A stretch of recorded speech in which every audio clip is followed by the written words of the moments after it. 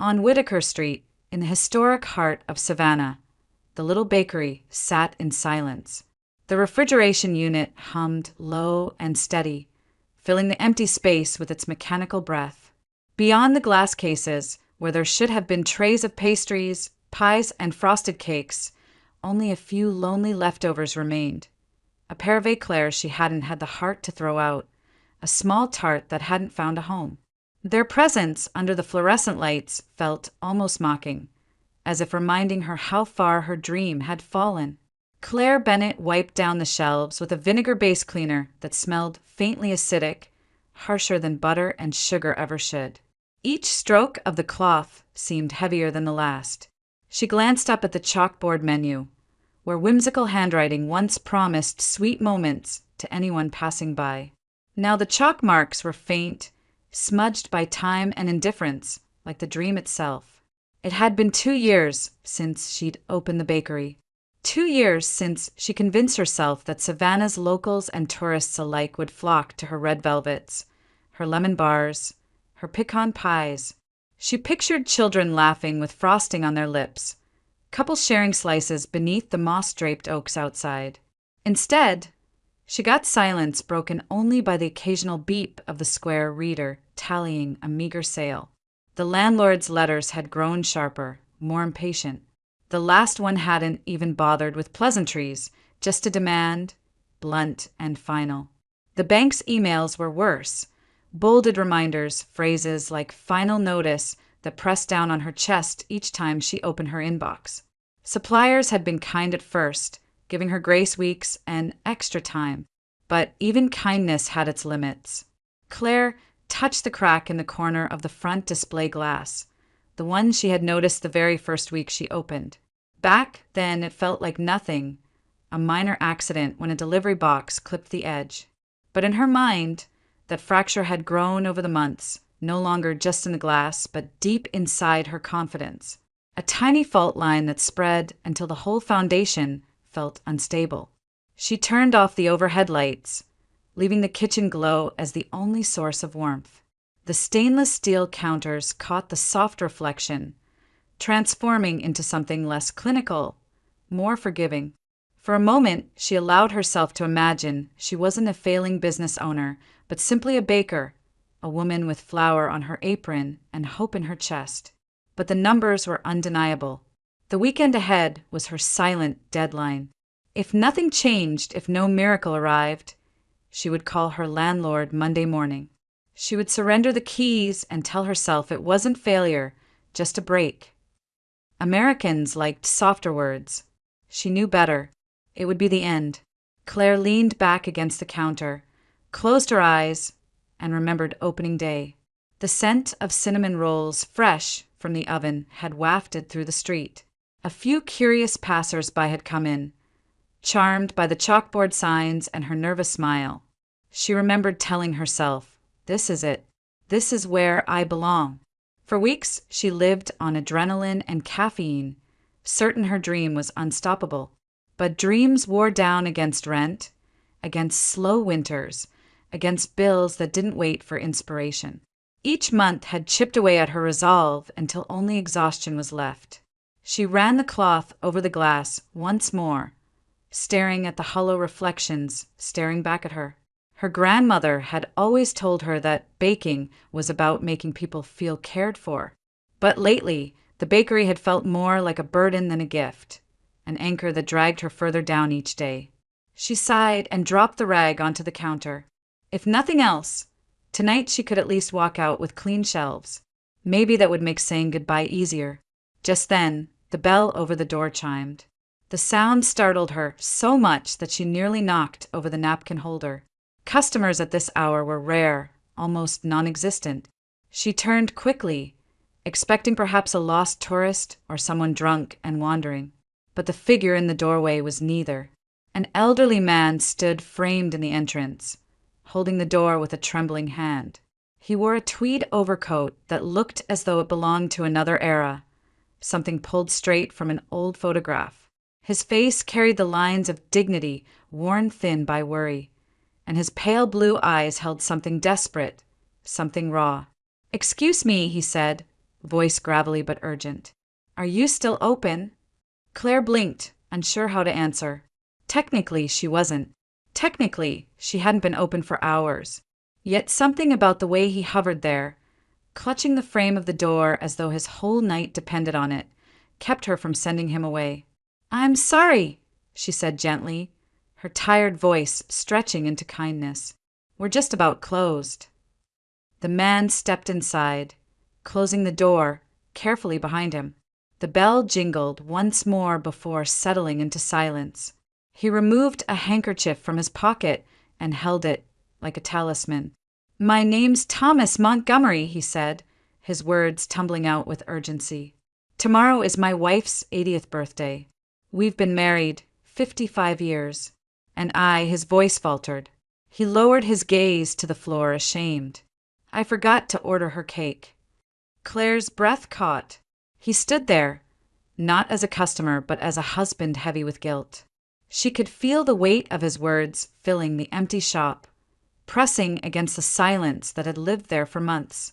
For the first time in a long while, Claire felt her heart quicken, not for rent or overdue bills, but for the quiet desperation of a stranger asking her for one last chance.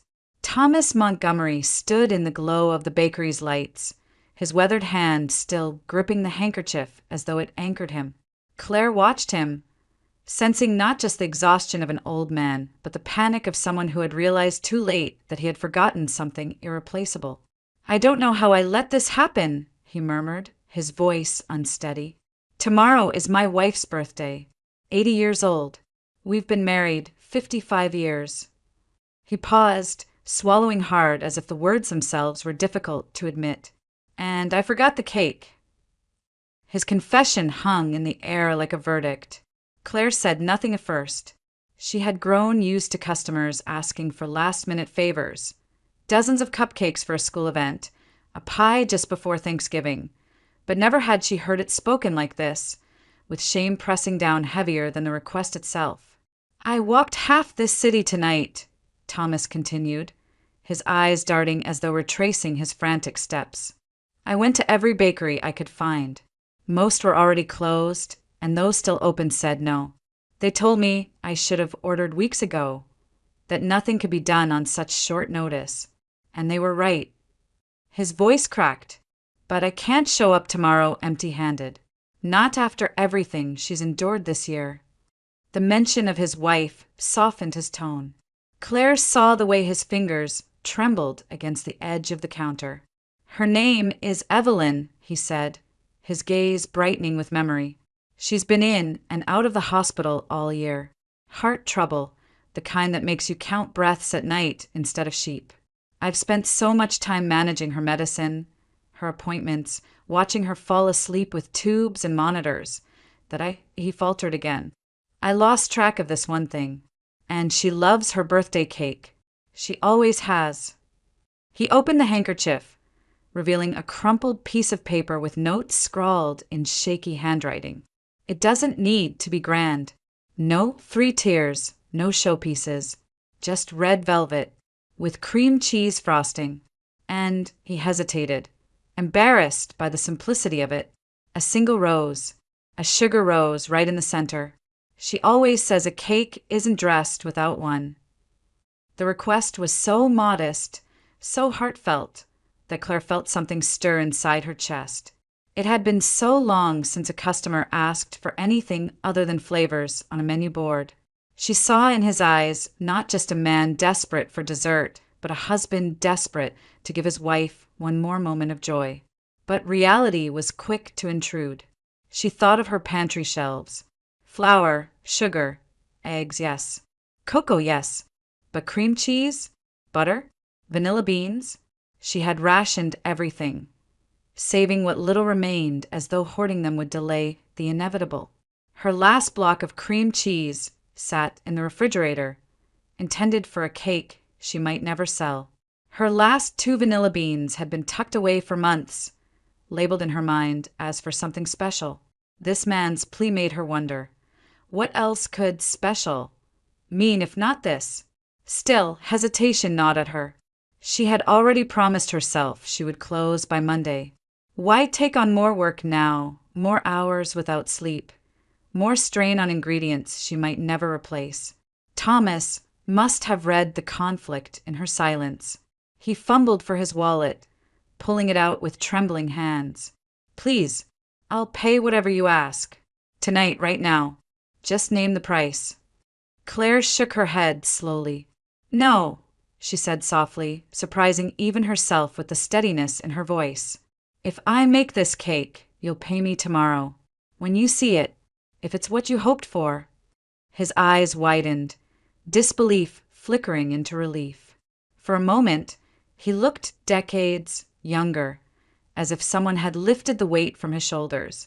Then he let out a short, breathless laugh that sounded almost boyish. 10 o'clock. 10 o'clock, Claire confirmed.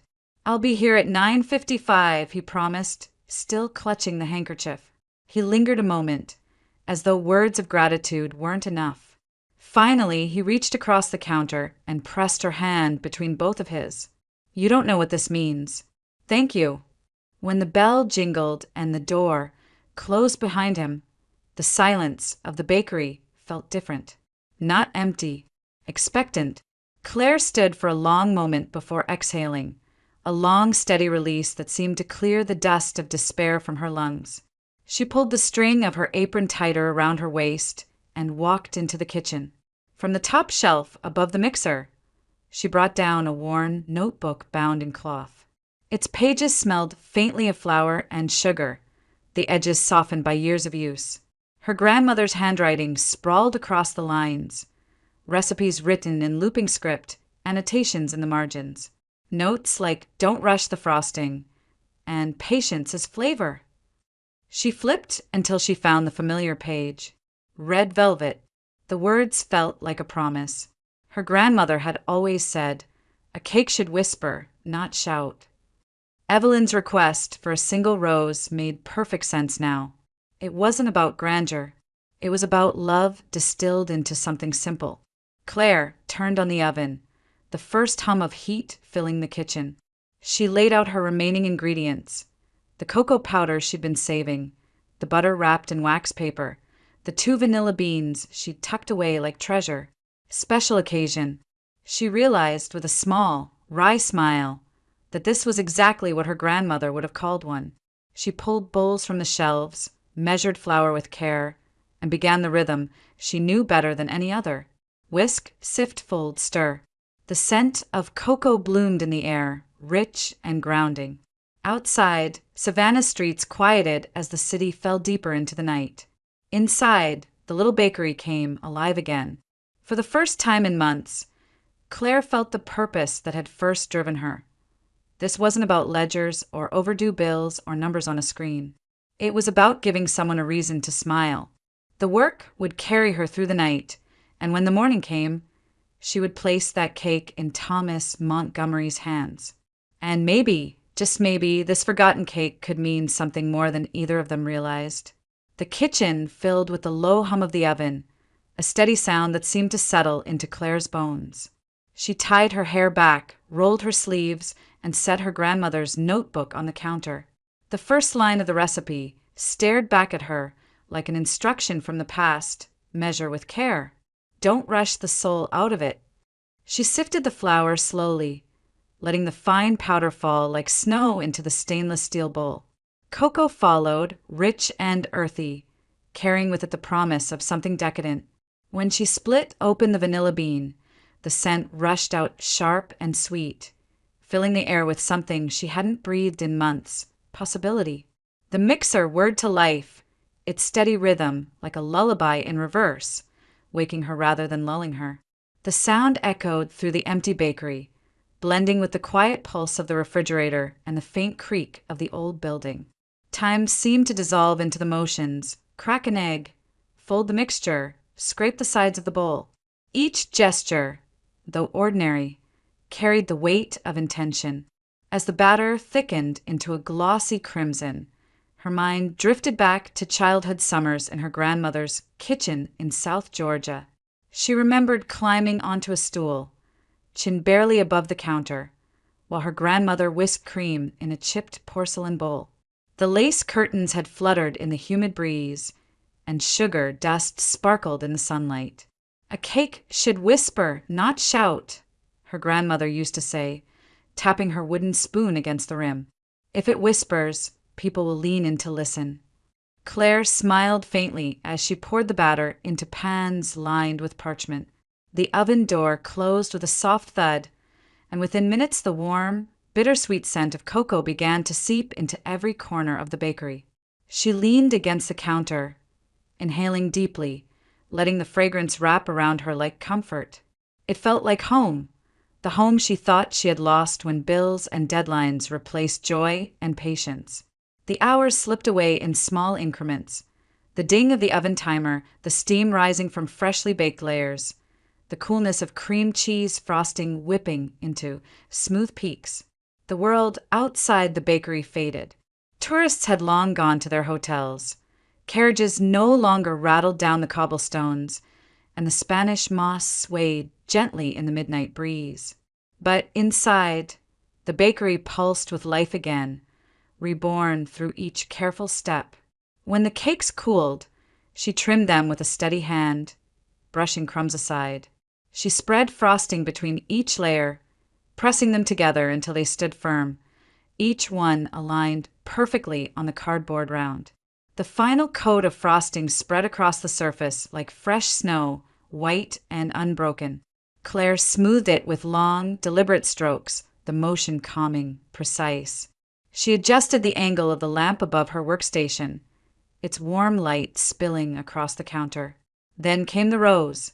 She melted sugar in a small saucepan, watching carefully as it turned clear, then amber, before whisking it off the heat at just the right moment. Her grandmother's notes had circled this step 3 times. "Patience here, or you'll lose it." She dipped thin strips, shaped them quickly, each petal fragile enough to tear if her hands faltered. Slowly, she built the bloom, petal upon petal, until a single rose stood at the center of her counter. Delicate, luminous, almost alive. She placed it gently on top of the cake, where it caught the lamplight like glass. By the time dawn touched the windows, Claire stood back and exhaled. On the stand before her was not just a cake, but something far more. A red velvet layered with cream cheese frosting, crowned with a sugar rose that whispered of love, memory, and devotion. The exhaustion she should have felt was absent. Instead, there was only a quiet pride, a sense of purpose she had thought long gone. She slid the cake carefully into a white box, the kind she had saved for weddings that never came. Tying the ribbon felt like sealing something sacred. The bakery was still quiet, but no longer empty. The silence carried weight, expectation, as though the walls themselves were waiting to see what would happen next. At 9:45, the bell above the door chimed softly.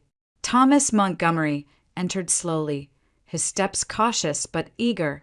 His coat looked heavier in the morning light, his face pale from a sleepless night. When his eyes landed on the box resting on the counter, he froze. Claire lifted the lid gently, revealing the cake. The sunlight from the window struck the sugar rose, making it glisten like dew. For a moment, Thomas simply stared. Then his breath caught, and his eyes filled with tears that spilled before he could stop them.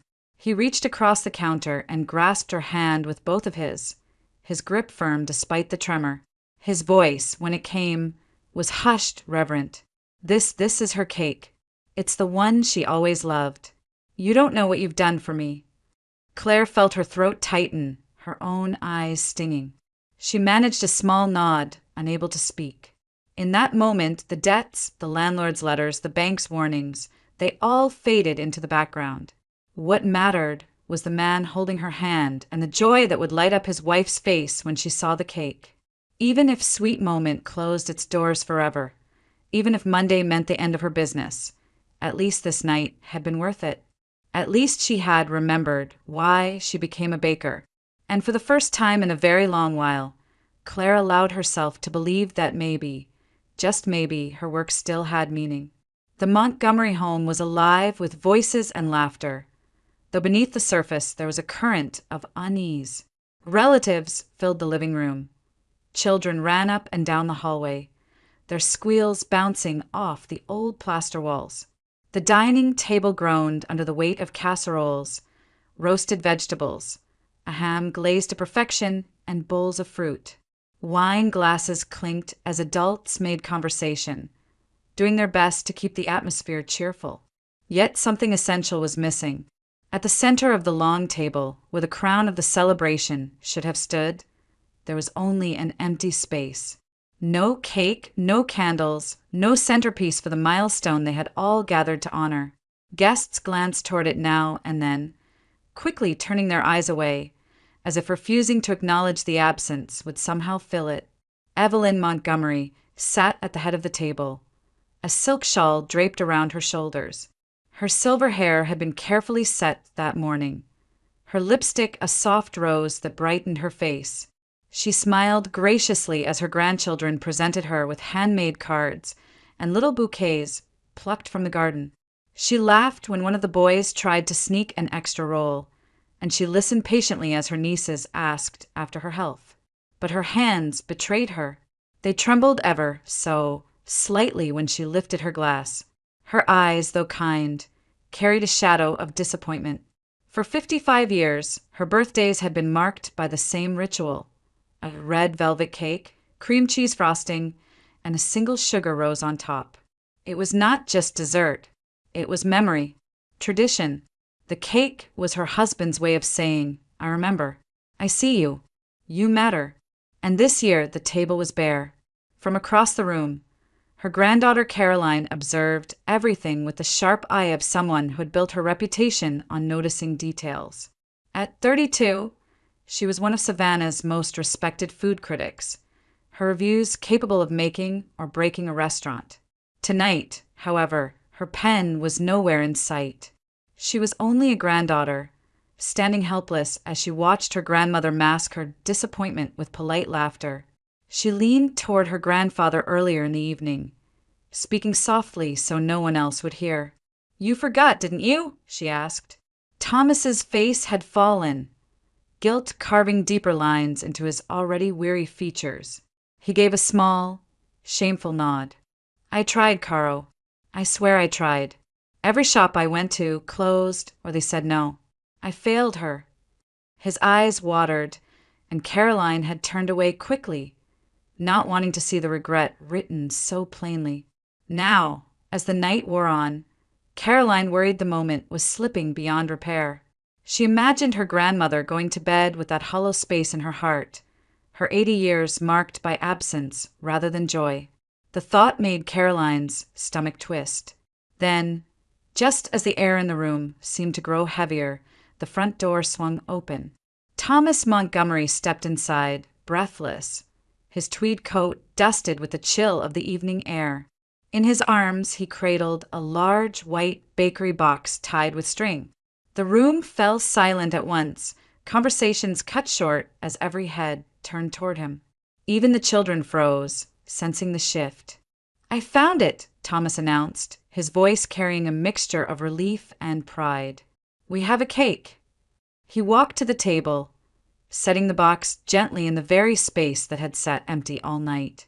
His hands lingered on the lid, almost reverent. For a heartbeat, no one moved. The anticipation in the room was palpable, like a collective breath being held. With slow, deliberate care, Thomas untied the string and lifted the lid. Gasps rippled through the crowd.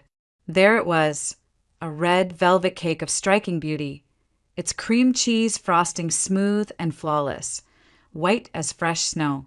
At the very center rested a single rose crafted from sugar, so delicate it looked as though it had been plucked from a morning garden. Its petals caught the light, translucent and luminous, as if a drop of dew clung to its edge.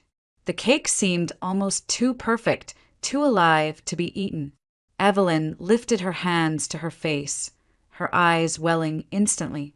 "Oh, Thomas," she whispered, her voice trembling. "It's beautiful. It's the most beautiful cake I've ever seen." Tears streamed down her cheeks, but they were not the tears of disappointment she had been holding back all evening. These were tears of joy, of gratitude, of love renewed. She reached out to touch her husband's hand, and he covered hers gently, leaning close enough for only her to hear. "Happy birthday, my love," he murmured. Applause broke out, first tentative and then swelling into full celebration. The children clapped wildly, the adults smiled, some wiping their own eyes. Laughter and cheer filled the house at last, the empty space on the table now transformed into the centerpiece of the night. Caroline stepped forward, her critic's gaze unable to resist a closer inspection. She had spent years tasting the best desserts Savannah had to offer, trained to catch flaws invisible to most. She studied the cake with professional intensity, the evenness of the layers, the smoothness of the frosting, the artistry of the rose. Finally, she accepted a slice and brought the fork to her lips. The first bite stilled her. The cake was moist, tender, with a faint tang of buttermilk balancing the sweetness. The cocoa gave it depth, the cream cheese frosting was tangy and rich, and the sugar rose melted like a whisper on her tongue. But it wasn't just the flavors. It was something else, something intangible, almost spiritual. Caroline lowered her fork slowly, her strict composure faltering. Her voice, when she spoke, was quiet but carried through the room. "This isn't just a cake," she said, her eyes still on the slice before her. "This is art." The room hushed again. Family members exchanged looks of surprise. Caroline Montgomery, the critic known for her razor-sharp reviews, rarely gave such praise, even to the city's finest chefs. Evelyn reached for her granddaughter's hand, her smile radiant through her tears. "It's perfect, isn't it?" she said softly. Caroline nodded, her throat tight. "It's more than perfect. It's honest." Thomas looked at her, astonished, then turned his gaze back to the cake, his heart swelling with pride and relief. The forgotten order, the frantic search, the stranger's kindness in a small Savannah bakery. Somehow it had all led here, to this moment of redemption. As the first candles were lit and everyone sang, Evelyn's eyes sparkled brighter than the flames. The cake wasn't simply dessert. It was proof that love, even when nearly forgotten, could still be remembered in the sweetest of ways. And in that crowded dining room, surrounded by family and warmth, no one could deny that a miracle had arrived on the table. Later that night, after the last candles had been blown out and the final slice of cake savored, Caroline Montgomery returned to her apartment downtown. She sat at her desk, the soft light of a lamp illuminating her notebook and laptop. As a critic, she was accustomed to writing with precision, evaluations of flavor, technique, presentation. But tonight, the words came from a different place. She wrote not as a professional detached by duty, but as a granddaughter who had witnessed something profoundly human. Her article began simply, "One forgetful grandfather and the most honest cake in Savannah." She recounted the story of Thomas Montgomery's panic, his late-night search through the city, and the chance encounter with a struggling baker who had chosen compassion over profit. She described the cake in detail, but more than that, she wrote about what it meant. She told of her grandmother's tears, her family's joy, and her own stunned reaction as a critic who had tasted desserts across Europe, but had never encountered one so alive. "This cake," she typed, pausing before continuing, "was not just baked. It was given." It was a reminder that food at its best is not decoration or spectacle. It is love in edible form. And when we lose bakers like Claire Bennett, we lose more than a business. We lose a piece of what makes life meaningful. When Caroline hit publish, she had no idea the ripple it would send through the city. By midnight, the article had already spread across Savannah's online community. By dawn, it had been shared hundreds of times on social media, reposted with captions like "This made me cry" and "Support local bakers with soul." Comment sections filled with stories from people who remembered their own family traditions, their own moments when food had spoken louder than words. The next morning, Claire awoke to the shrill buzz of her phone vibrating on the nightstand. At first she groaned, assuming it was another reminder from the bank or a supplier asking for payment. But as she rubbed the sleep from her eyes, she saw notification after notification lighting up the screen. Messages, missed calls, emails. Frowning, she pulled on a sweater and shuffled to the kitchen table, her heart thudding with confusion. She opened her email first. Dozens of subject lines greeted her. Cake order inquiry, wedding tasting request. Do you have availability this month? Some were from names she recognized around Savannah. Others were complete strangers. Her hands trembled as she clicked through them. People weren't just asking for pastries or cupcakes. They were asking for wedding cakes, anniversary cakes, corporate orders, dozens at a time. Still half in disbelief, Claire powered up her old laptop. The fan whined as the screen flickered to life. She typed in her password and waited for the sluggish browser to load. When it finally did, her breath caught. Right there, on the homepage of the city's most read lifestyle site, was Caroline Montgomery's article. The headline stretched across the screen, "One forgetful grandfather and the most honest cake in Savannah." Beneath it, a photo of a sugar rose glistened under the light, delicate and impossible to ignore. Claire leaned closer, reading in stunned silence. Caroline had not only described the cake, she had described her. The late-night hours, the decision to bake when she could have closed the door, the soul she poured into it because she believed food should carry love. Caroline's words were tender but firm, a declaration to the city that bakers like Claire were worth saving. As Claire scrolled, she saw the comment section already teeming with responses. "Where is this bakery?" one person asked. "I'll drive across town for a slice," said another. "I want her to bake my wedding cake," wrote someone else. Others simply left messages of gratitude. "This story made me believe in people again."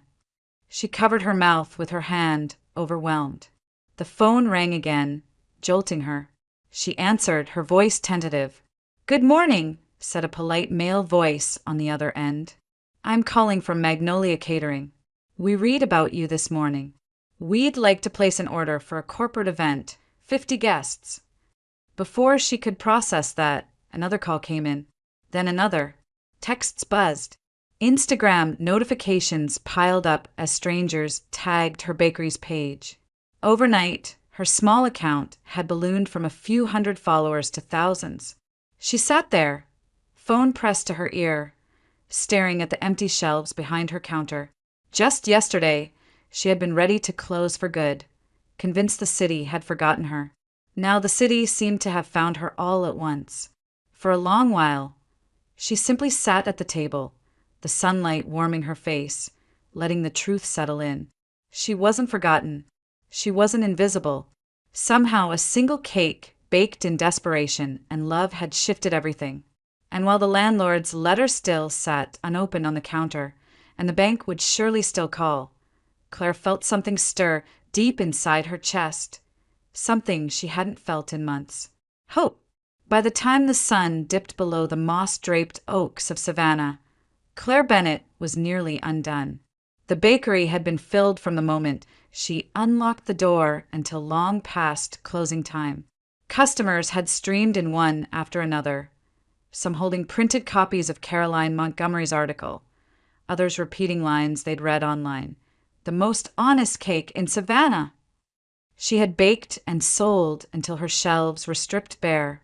Even the jar of stale cookies by the register, which had sat untouched for weeks, was emptied. Now the bakery was quiet again, but it was a different kind of quiet than the night before. Boxes were stacked haphazardly in the corner. The sink was full of mixing bowls, and the smell of butter and sugar still lingered thick in the air.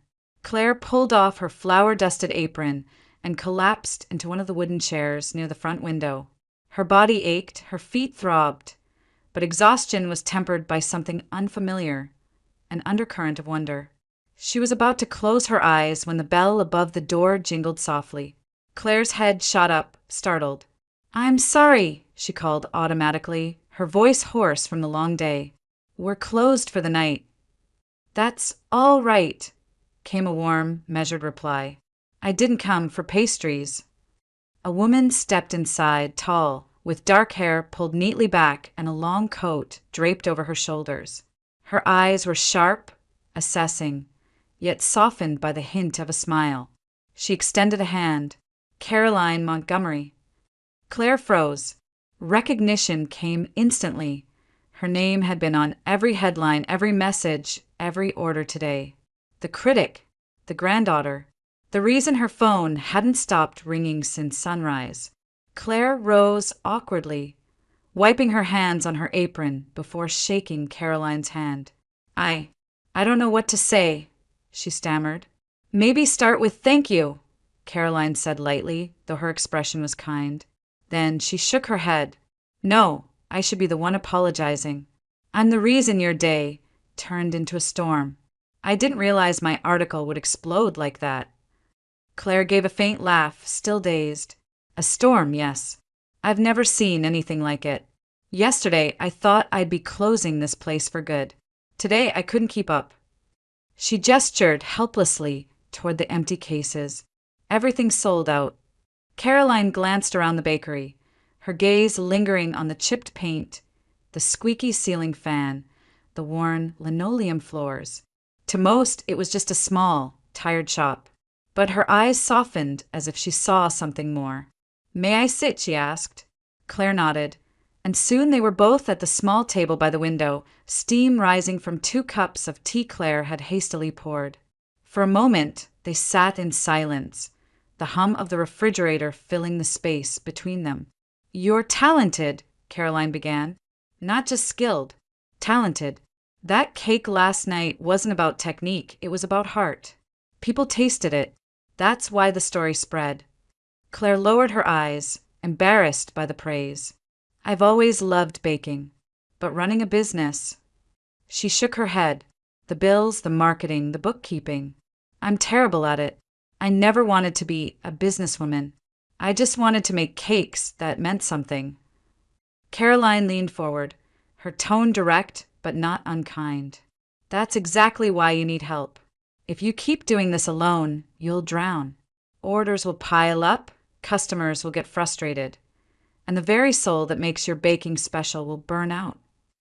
Claire's shoulders tensed. The truth in Caroline's words struck deep.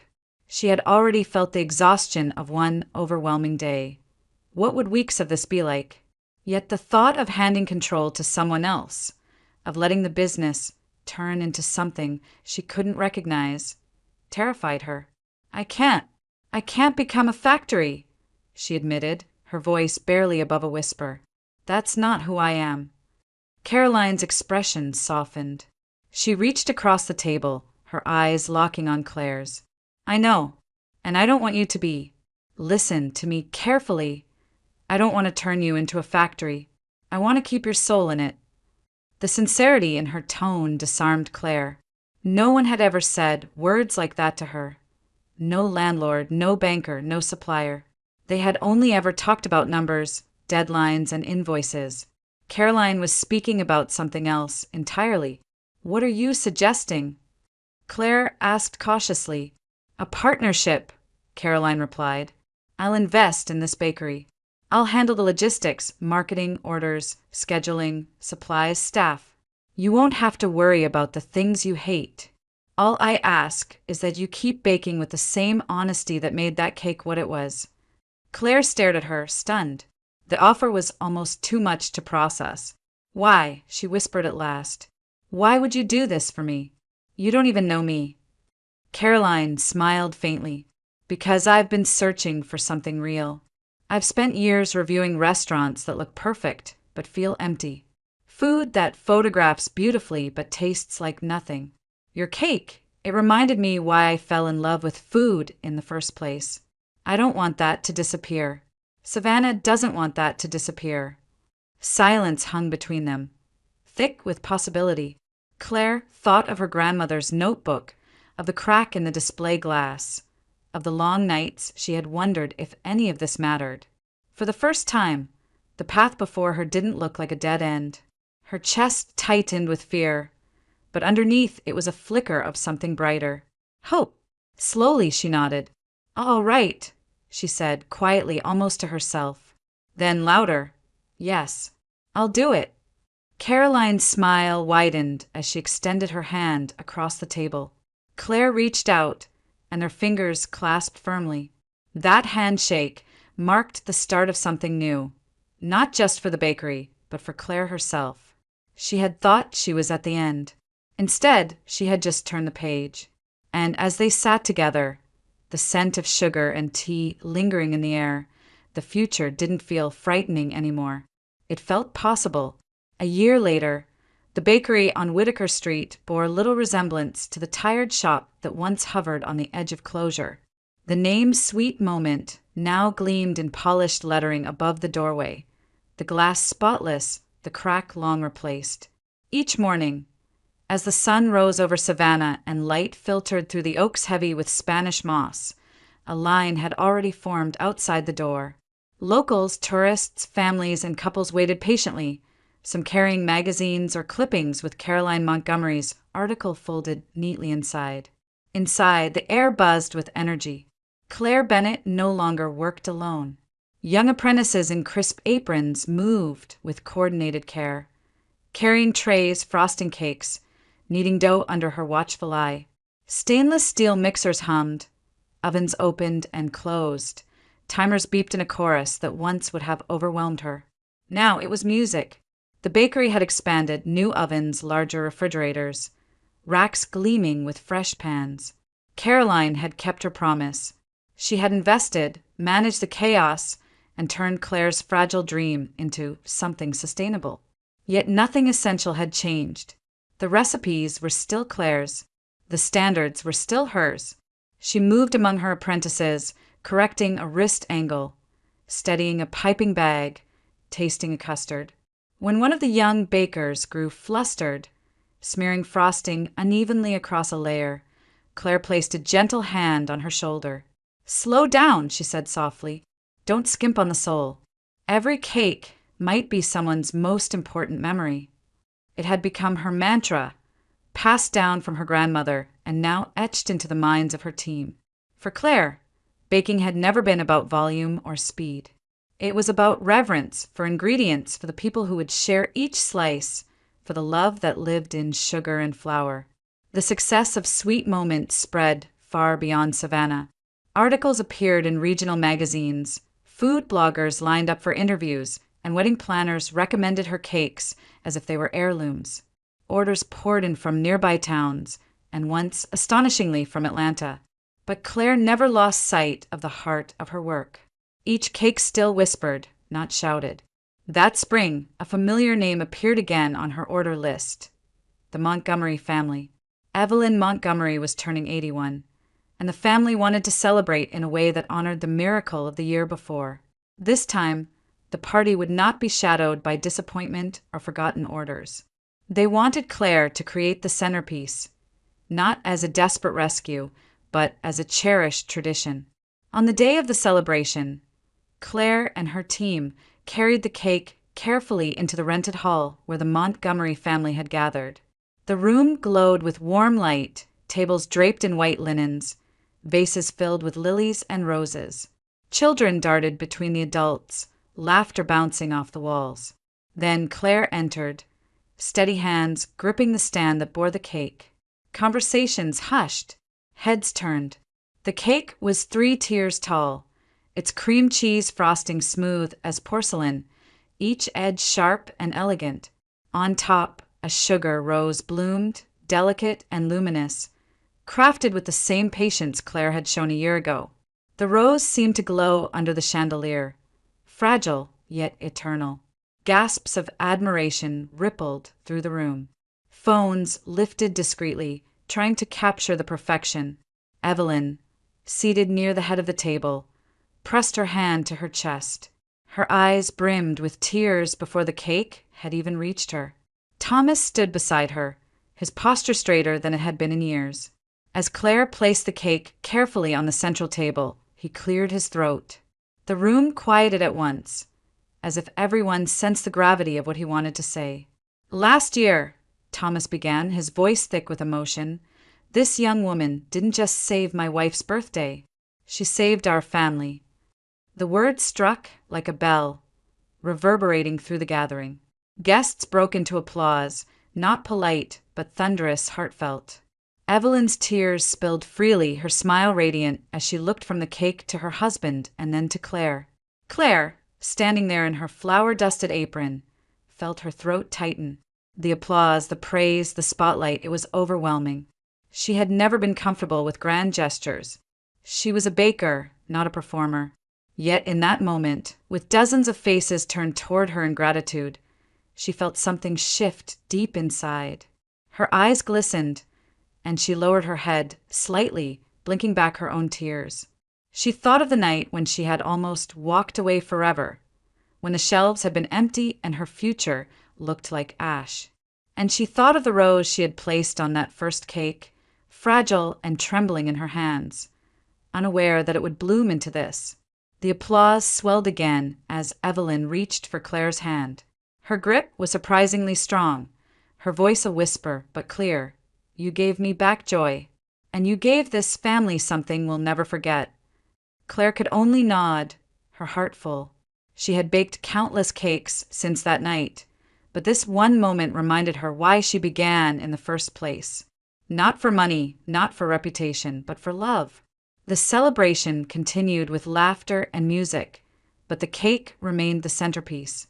Every guest who tasted it murmured in awe, savoring not only the flavor but the story it carried. The 3 tiers were more than layers of sponge and frosting. They were proof that second chances could blossom into legacies. And for Claire, standing quietly at the edge of the room, it was enough. She didn't need more applause. She didn't need more headlines. Seeing Evelyn's tears of joy, hearing Thomas's voice steady with pride, that was everything. In that hall, under the glow of lights and the sound of clinking glasses, Claire Bennett realized she had not only revived a bakery. She had rebuilt a life, one slice at a time. The music had quieted, the last of the guests drifted out into the warm Savannah night, and the Montgomery celebration slowly came to an end. The 3-tiered cake had been reduced to crumbs and satisfied sighs, but its presence still lingered in the glow of the evening. Evelyn Montgomery remained at the head of the table, her shawl draped loosely around her shoulders, her eyes brighter than they had been in years. As Claire began to gather her utensils and prepare to slip quietly out, Evelyn reached for her hand. Her grip, though delicate, carried surprising strength. Claire stopped, startled, and looked down into the elder woman's face. Evelyn's eyes, wet with tears, met hers with unwavering clarity. "Your hands do miracles," she whispered, her voice low but resonant, as if imparting a secret meant only for Claire. "Guard this gift. Don't ever let anyone take it from you." Claire's breath caught. For a moment, she couldn't speak. She simply nodded, pressing Evelyn's hand gently, carrying the weight of those words into her heart. It was a blessing, a charge, and a promise all at once. When she finally stepped out into the night, the air was thick with the scent of magnolias, and the streets hummed with the quiet life of Savannah. She walked slowly back to her bakery, her thoughts circling around the journey that had brought her here. The letters from the landlord, the bank notices, the silent nights in an empty shop, they had nearly convinced her the dream was gone. But standing in that hall tonight, hearing Thomas's voice, feeling Evelyn's hand in hers, she realized something powerful. Dreams didn't die. They simply waited. They waited for faith, for courage, for a chance to be reborn. The following week, Sweet Moment was busier than ever. The story of Evelyn's birthday spread further, adding to the legend that Caroline's article had already ignited. People no longer came just for pastries. They came for the story, for the soul they believed was baked into every crumb. One evening, after the last customer had left and the apprentices had cleaned the counters, Claire found herself sitting across from Caroline in the softly lit bakery. The shop glowed warmly, the display cases gleaming, the scent of vanilla and sugar still thick in the air. Caroline lifted her tea, studying Claire with a satisfied smile. "You realize what you've built, don't you?" Claire shook her head, half laughing. "I didn't build this alone. You pushed me. You believed in me when I didn't." I only held up a mirror, Caroline replied. You were always this. You just needed the world to see it. Through the front windows, they could see the silhouettes of people already forming a line outside. Some leaned against the lampposts, chatting softly, while others peeked inside with eager anticipation. It wasn't morning yet, but they were willing to wait. Sweet Moment had become more than a bakery. It had become a destination. Claire leaned back in her chair, letting the sight wash over her. The neon sign above the door glowed in the night, casting its warm light over the faces gathered outside. A year ago, the same windows had reflected only emptiness. Now they reflected community, hope, and the living proof that her grandmother had been right all along. A cake should whisper, not shout. She looked at Caroline and said softly, almost as if reminding herself, a single cake can change a life when it's made with love. Caroline nodded, her critic's sharpness softened by something gentler. And sometimes it changes more than one. Just then, the bell above the door jingled, clear and bright, echoing through the quiet shop. Claire turned toward the sound, her heart leaping in recognition. That simple chime, once a sound of anxiety of uncertain customers and meager sales, now rang like a promise. It was the sound of beginnings, of opportunities, of a future unfolding. Claire smiled, rising from her chair as the door opened and the night air rushed in. Outside, the line shifted forward, the hum of voices rising with anticipation. Inside, Sweet Moment stood ready, its ovens warm, its counters shining, its soul intact. And as the bell settled back into silence, Claire Bennett knew with absolute certainty this was only the beginning.